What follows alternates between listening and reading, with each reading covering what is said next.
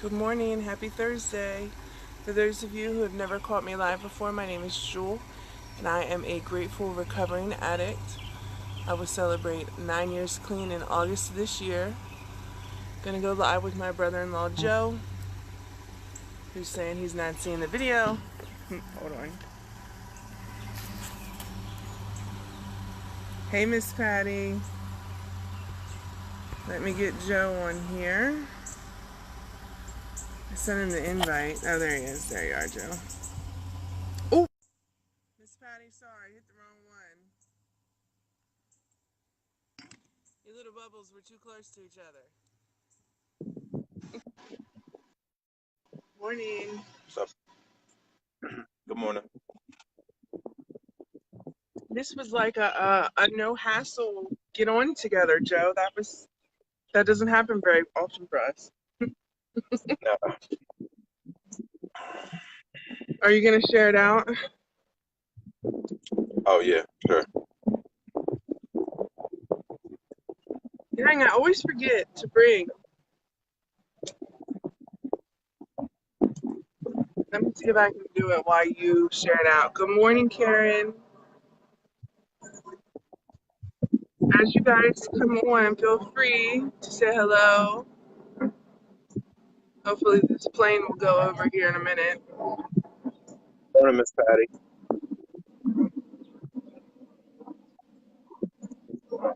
So I'm posting the link to our YouTube channel for anybody that's interested.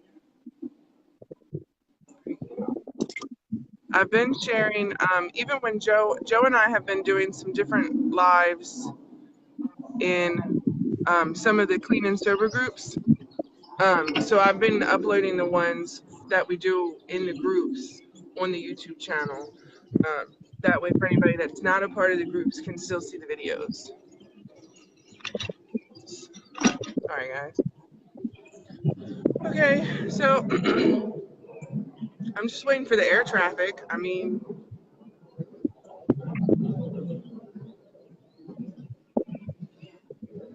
can you hear it? Yeah, both. It's not bad though. Okay, they're going away now. Okay, so I'm gonna read the gist for today. Today's is May 9th. And for anybody that was on yesterday, I did read it yesterday because I wasn't sure if we were going to go. But I really, really like this one, and it's really served me well, so I wanted to do a special day for it. So today is May 9th. Write about it. We sit down with a notebook, ask for guidance, and pick up our pen and start writing. Basic text, page 30. When we're confused or in pain, our sponsor sometimes tells us to write about it.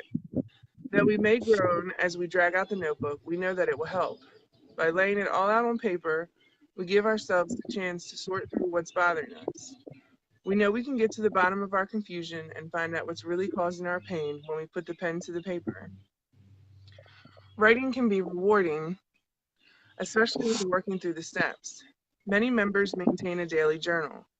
Simply thinking about the steps, pondering their meaning, and analyzing their effect is not sufficient for most of us. There's something about the physical action of writing that helps to fix the principles of recovery in our minds and our hearts. The rewards we find through the simple action of writing are many. Clarity of thought, keys to locked places inside of us, and the voice of conscience are but a few. Writing helps us be more honest with ourselves. We sit down, quiet our thoughts, and listen to our hearts. What we hear in the stillness are the truths that we put down on paper. Just for today, one of the ways that can search for truth in recovery is to write. I will write about my recovery today.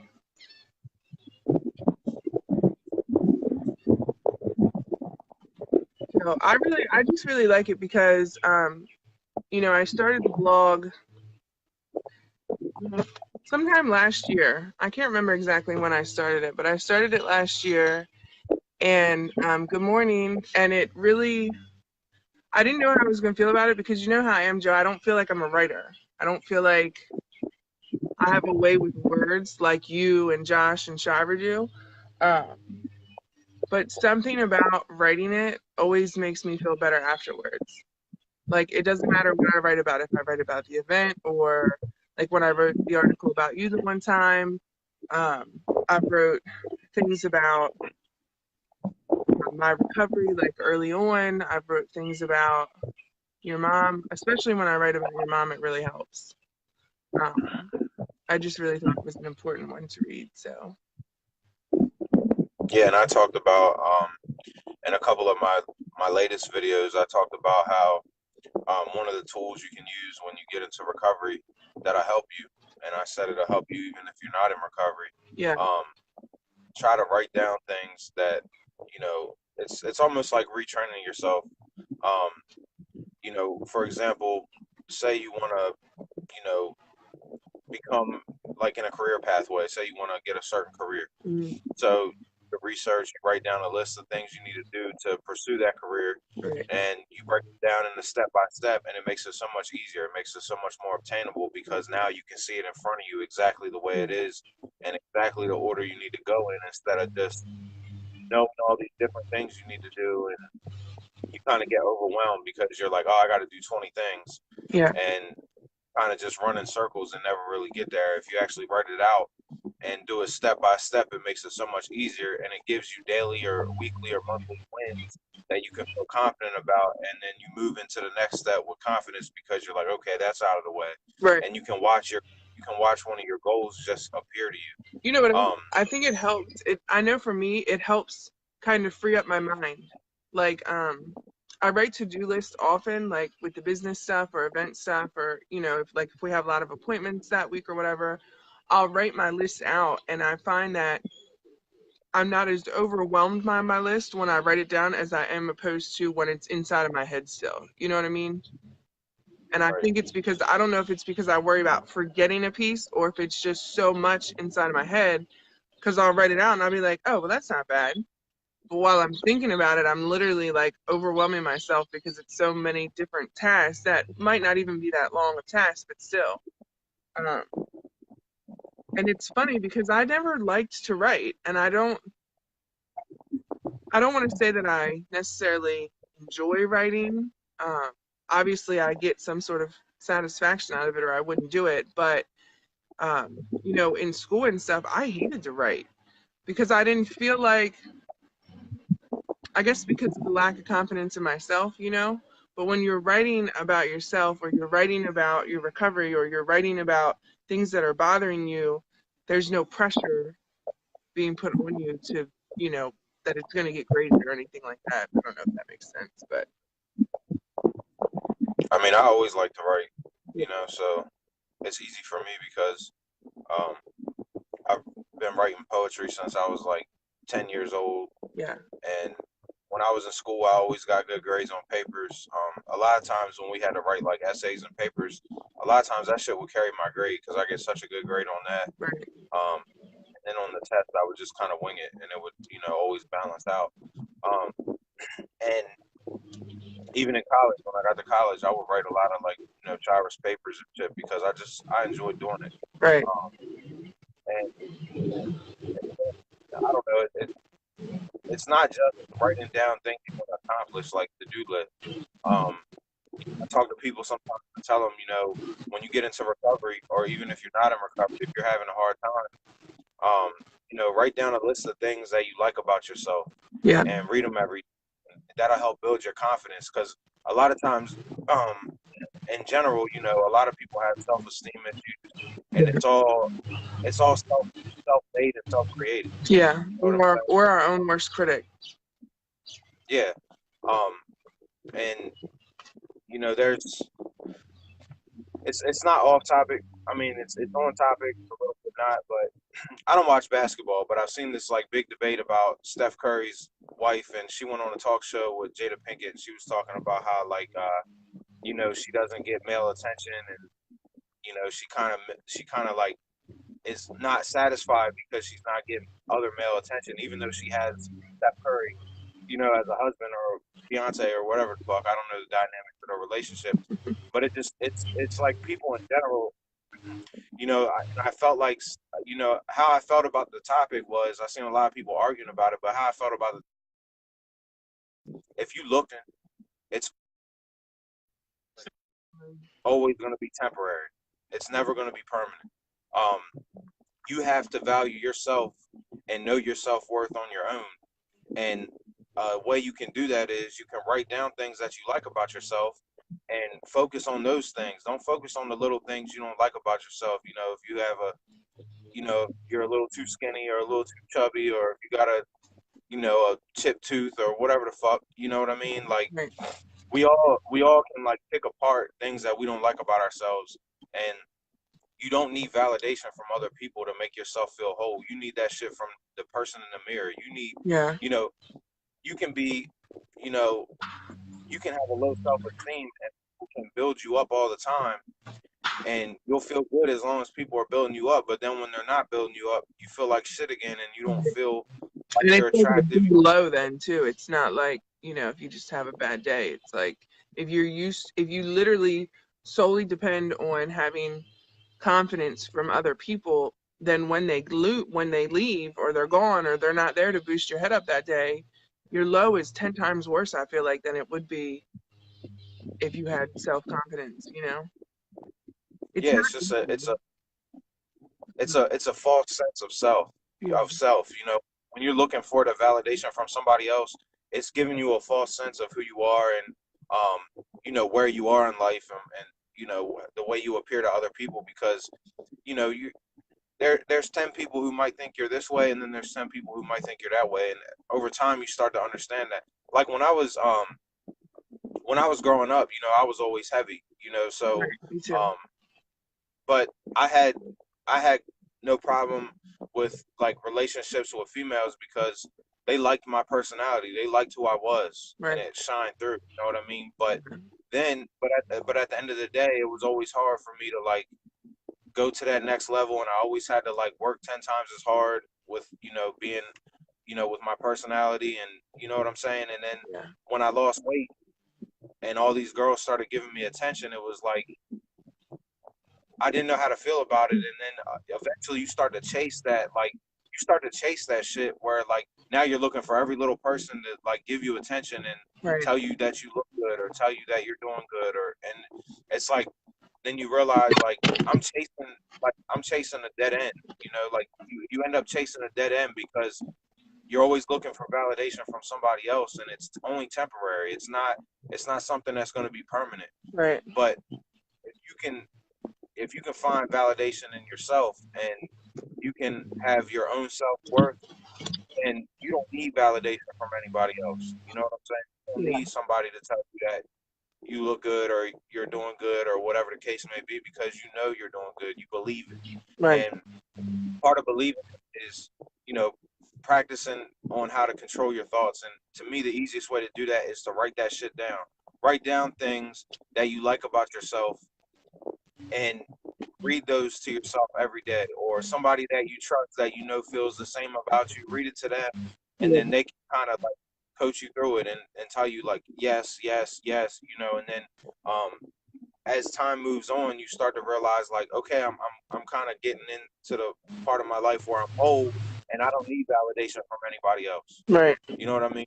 Yeah. Um, and it's easy for addicts and alcoholics to go into it when they get sober or they get clean, to have a low self-esteem, because you know, for so many years you just lived your life in shame. You know what I mean? Yeah. And then you step into recovery, and you might be feeling really good. You got that recovery glow going on, and you're healthy, and your skin's clearing up. You might have put a little weight on, and you start to look good, or you might have lost a little weight. You know, because anybody that knows, if you drink a lot of alcohol, you're gonna get, you know, um, it's a lot of empty calories, a lot of sugar. So regardless, you know, so you start to feel good, and you might go from one addiction to another. You know, then you step into recovery, and you're addicted to chasing validation and chasing attention, and you could end up slipping up because of it. So Yeah. just try to, you know, keep that in mind. You know, have your own self worth, and that's something that, you know, that's one of the many things that I loved about my mom, is she always made me feel like I was worthy, Yeah. even when I didn't. Yeah. You know, she always would She you would know, hug me and put me aside and tell me how proud she was of me and how handsome I was. And you know, so my mom always kind of filled that hole for me, and it made me confident in myself. And we just have to carry that over into recovery. And, sometimes we have to do it on our own, and there's not going to be people around to fill the holes for you. And you can't rely on people to make you whole. You got to be able to fill that hole yourself. Yeah. Because it's just like we talked about before, getting clean for somebody else or coming into recovery for somebody else, not that that's not a great inspiration, but it's not going to carry you, because eventually that person, they'll leave, go on vacation, or, whatever the case may be. So if you can't stand on your own 2 feet, then you're going to fall. It's not going to be pretty. So another thing that Joe and I have done, not together per se, but at the end of the year, we always do a gratitude list. So we write a list of things that we're grateful for the year. And if you are having a bad day, like, that's something I suggest you do if you have a bad day. Because there have been days that I've gotten up and I've just been so irritated and just mad about whatever the case is. We overslept, or the kids are being crazy, or, whatever life is giving us that day. And I have to just take a minute and remind myself of the things that I'm grateful for, even if it's just 3 things, that you're grateful for in that moment. It can really help change your outlook. So I really like the whole write about it, because it's extremely therapeutic. If you've never done it, try it. I promise it'll change your life. Yeah, you can. It's funny, man, because it's just little tools that you can use to function in life, and make your life easier, make your life better. And people might look at it like it's corny or it's bullshit, or you know what I'm saying, but it's really not. It really works. Right.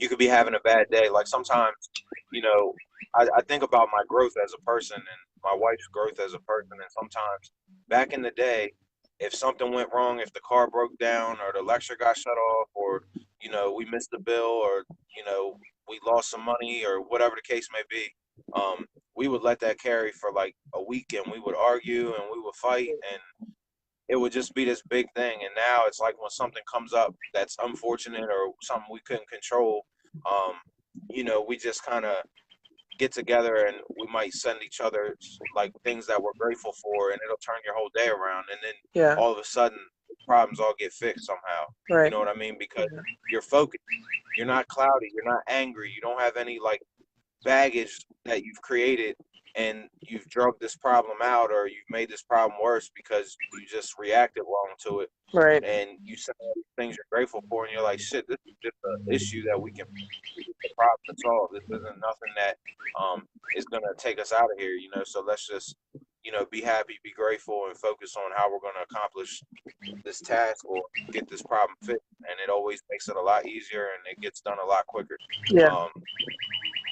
And it just comes from experience. A lot of times, as like addicts and alcoholics, if you lived your life, on the wrong side of the tracks, and you don't really have any tools, you don't have to function or focus or get through life. You know what I mean? Because you've just been living life in a haze or getting fucked up all the time, and you don't really you've practiced running from your problems instead of just trying to actually solve them. So when you get into recovery, it sometimes takes a lot to change the way you think and change your behavior. And that's the real recovery. The real recovery isn't just putting down the needle or putting down the bottle.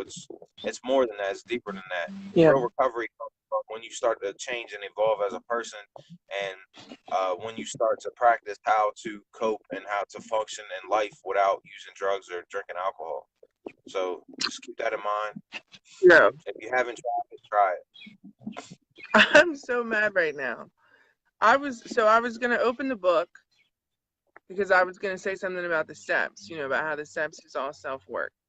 And I was gonna go to the back, to where they have the little, like, where everything is, so you can just find it in the page. Because I was Table of content. Yeah. I was gonna look and see if they had the 12 steps, right? If there was gonna be anywhere on here that it would say 12 steps, and then I could just look for it. So I literally just flipped to the back. Look at that. I've had this step this whole time, Joe. This entire time. Right. The 12 steps and the 12 traditions. So this is really funny. But that's what I was gonna say. You know, we've talked before about the steps. And Joe and I are gonna go over the steps again. I think we're gonna wait till September because it's Recovery Awareness Month. So I think that's just like the perfect time to do it. But we've done them before, and I posted the link to the YouTube channel so you can go back and find some of the step videos if you want. Or if you just feel like you need a message, you can always scroll through on the YouTube channel and see what we have on there. Um, but you know, just to go back to what Joe said about, you know, recovery isn't about just putting down the drugs. It's about self-work. You know, at the end of the day, the drugs are just a symptom of what's been bothering us. It's not the whole problem. I promise that 9 out of 10 of us, there's something deep down inside that we may not know. You know, I always thought, oh, I just used because it was what everybody did. It was like, you know, it was the party scene. That's just what we did. Um, and that's how it was for a while. But that wasn't how it always was. You know, that shit runs out quick, especially depending on what your cup of tea is. You know, if you're an alcoholic or you're shooting heroin or whatever, that shit goes from a party scene to a bad habit super like overnight almost. So um, it's just important Yeah, to. I remember when my mom got sick, and I would go see her sometimes. Usually, I was drunk because I drank all the time, but Right. I would go see her. I remember her looking at me one time when I went over there, and she was like, I never saw this disease progress so fast, so quickly in somebody before as it has with you. And she was like, I don't know why it happened to you or why it's like that for you. And it was just one of them things that should have woke me up, because when Mhm. somebody's like sick or they're near death, it's like they say a lot of powerful shit that you should take heed to or you should pay attention to. You don't know where they're going in their head, or Right. where their journey is about to take them. So when they tell you something, you should probably listen. um and I never really thought twice about it. It was kind of like one of those like, well, damn moments, and then I just kind of Went back to gave her a doing hug what and you were doing. went Yeah. on my way. Yeah, like, but it's just, and that's coming from somebody who was a real bad alcoholic. Yeah. My grandmother was a pretty bad alcoholic. Luckily, I didn't have to see it, but because she got sober when I was young, when I was a baby, and I'm grateful for that. Um, but I did go through it with my dad. I did go through it with my mom, and some of my other relatives and friends and whatever. Um, and like Jules said, it's like you start off. It starts off as a party, Yeah. but the party ends quick for Yeah. us. You know what I mean? And then it becomes more of self-medicating. Yeah. Somebody say, fuck, I had a bad day at work. I need a drink. It's I like, mean, that's literally why I got high for the first time. I had a bad day at work and I was like, fuck it, give it to me, you know? Because everybody around me was already doing it. And it's so crazy because when I was in high school, people that would do drugs, I'd be like, ew, like, what's wrong with you? Like, why do you do that? Like, that's dirty. Like, you're better than that.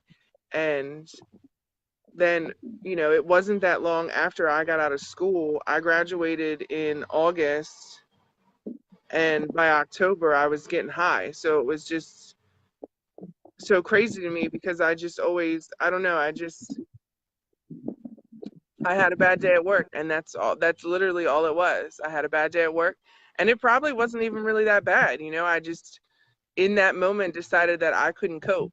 I needed something else to help me cope with life. So, yeah, I always looked at it like the party gets us started, and then self-medicating and our ego keeps us there. You yeah, know what I'm saying? yeah, For me, I talked about it yesterday. Being kind of full of myself, and like the ego kept me there for a long time because I didn't like the fact that there was something that I was doing that I couldn't have power over, I couldn't have control over, right, and I didn't know how to handle it. So I spent so many years just trying to get back under control Yeah. And that's a big, that's why it's the first step, admitting you're powerless, admitting you have a problem.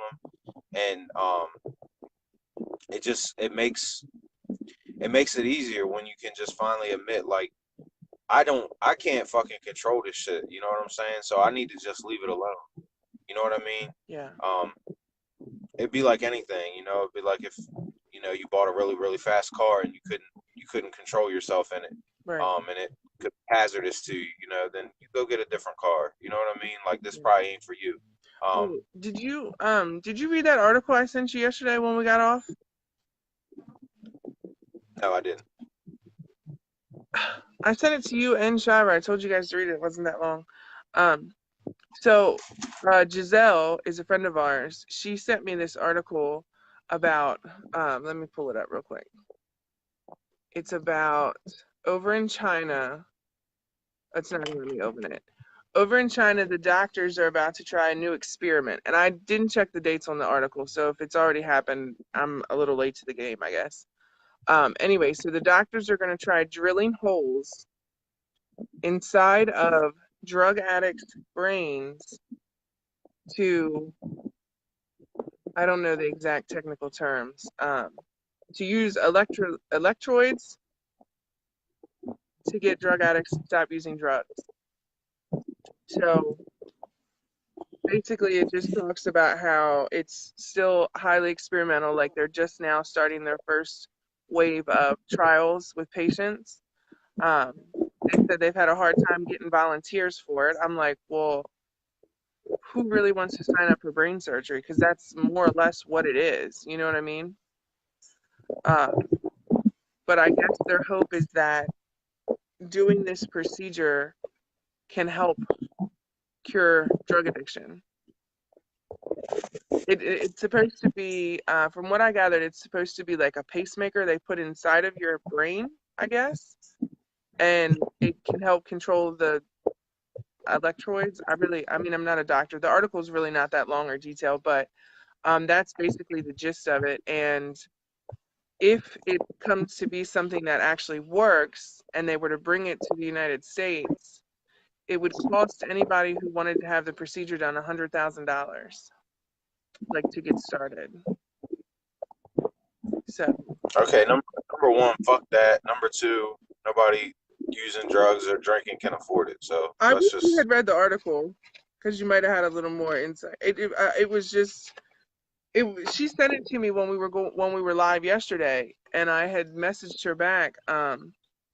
They have some sort of like new ADHD treatment they've come out with that's similar, except for they're not doing brain surgery with ADHD. They're doing a patch of some sort, but the patch is supposed to send electrodes through the brain to help calm the ADHD. It's just I don't like the brain stuff. It's too risky for me as far as I'm concerned.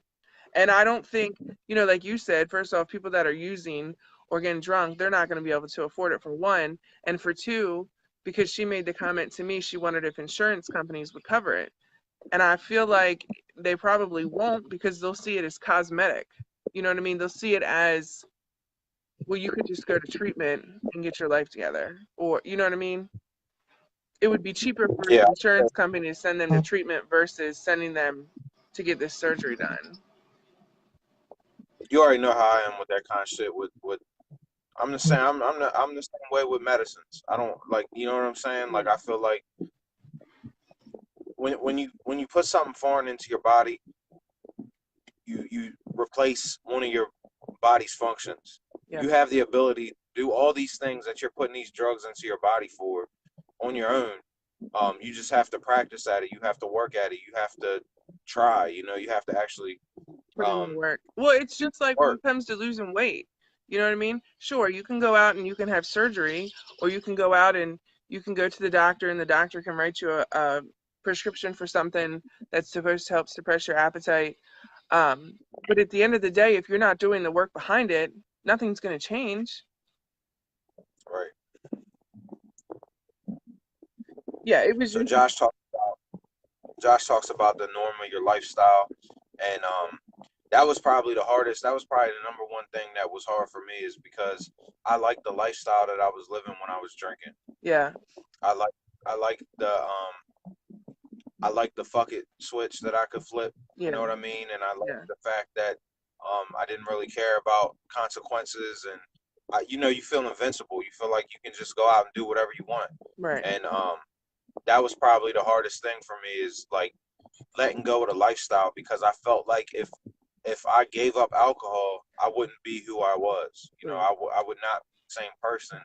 And I don't know. It's like we have like a sick relationship with the lifestyle. You know what I mean? Yeah. And especially, It's like um, part of the especially, thrill, I guess. especially if you feel like, despite it all, you're handling your business.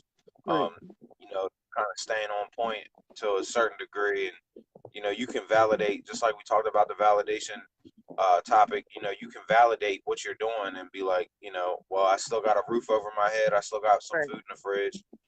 So I'm not doing anything that is preventing me from living my life. You know what I mean? Right. Um, and a lot of that is like people around you. Like when I went to jail, um,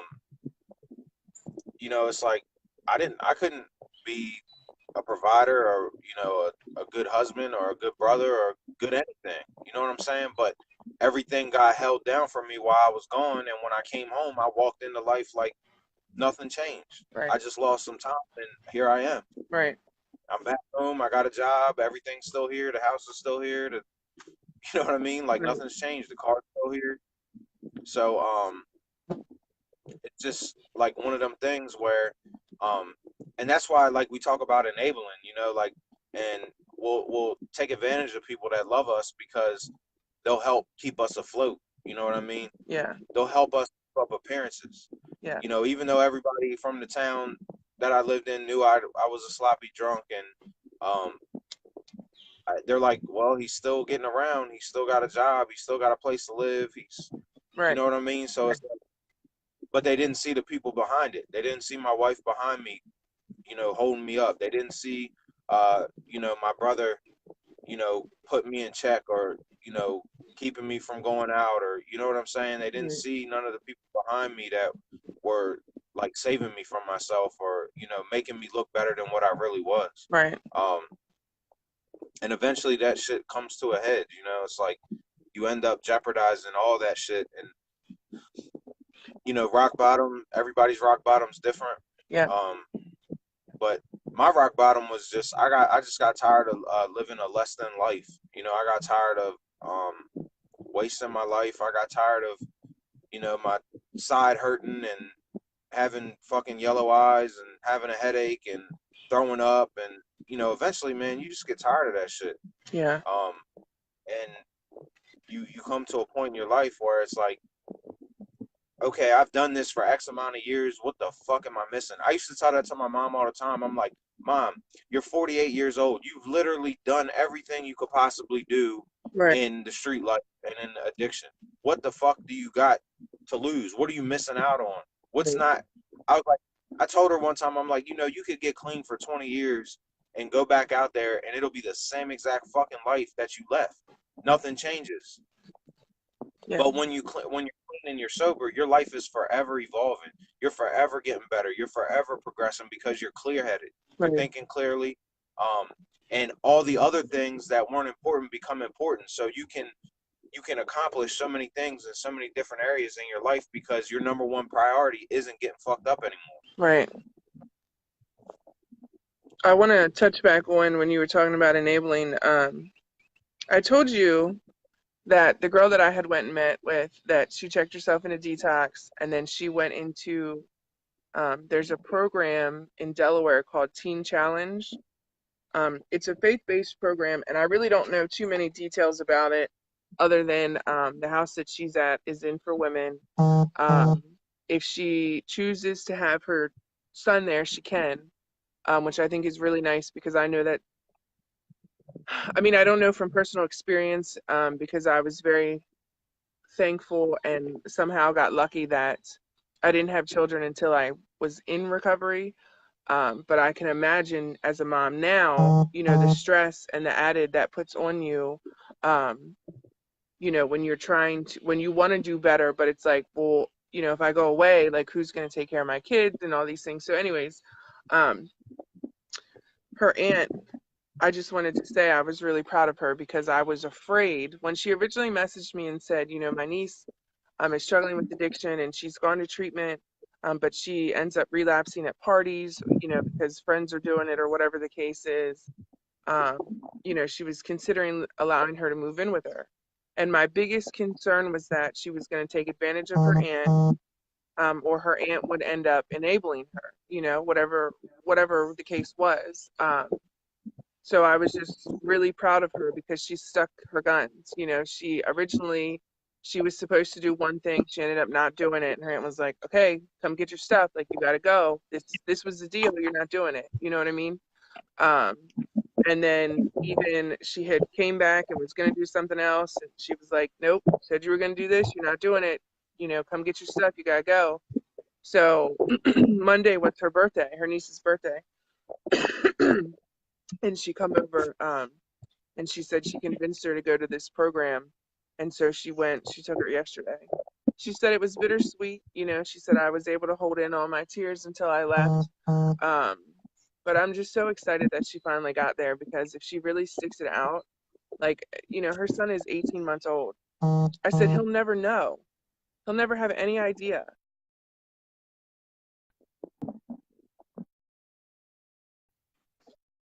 I'm gonna have to go. That was the school. And I don't know what they're calling for. So, but anyways, so I just wanted to say, I was really proud of her.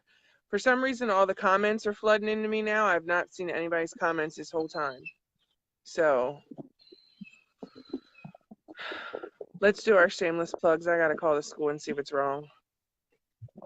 Matthew School? Yeah. Oh boy.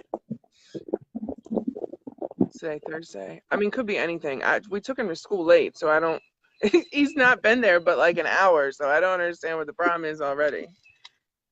Don't take long for him. And it could be something, because we're going through this whole IEP thing again, so it could be something like that. I just don't know, and I don't if he's got to be picked up, or it's been a few weeks rough with Matthew at school, so who knows what it could be. So. All right. Well, anyway, our group is Breaking the Chains. We do charity and fundraisers in our community. We have t-shirts sale, Breaking the Chains. All the proceeds go to nonprofit organizations for recovery. It's Breaking the Chains on the front, and it has like chains being broken on the back. It has in loving memory of my mother. Change the name, Yep. or you can take the back part completely off if you want. And also, what else? You can go like our YouTube channel. It's the same thing. Breaking the Chains. All our videos are on there. So if you need a message and we're not here, you can go find one. Yeah, and the link for that is pinned. Also, I did put the in the description of this video. There's a link for Breaking the Chains. There's a link for March into Recovery, and there's a link for Midshore Restoring Hope in Women, which is the nonprofit that we're raising money for this time. Our ultimate goal is to one day open our own recovery house that we'll call Wendy's House. So that's kind of what we're working towards. So we appreciate your support and your community. Yesterday we were talking, and yesterday there was a woman that commented, I think her name was Diana, and she said some things that were really awesome. And Joe made the comment about, we were talking about, you never know where the message is going to come from, or who it's going to come from, or when it's going to come. So we appreciate you guys being on and giving your feedback and talking with us. I mean, it's really the reason we do this, because if you guys didn't show up, then we probably wouldn't show up anymore, because we would feel like there's no point. So I think that's it. So be sure to like the pages, subscribe to the YouTube, and we will see you tomorrow, I believe. Yeah, I guess.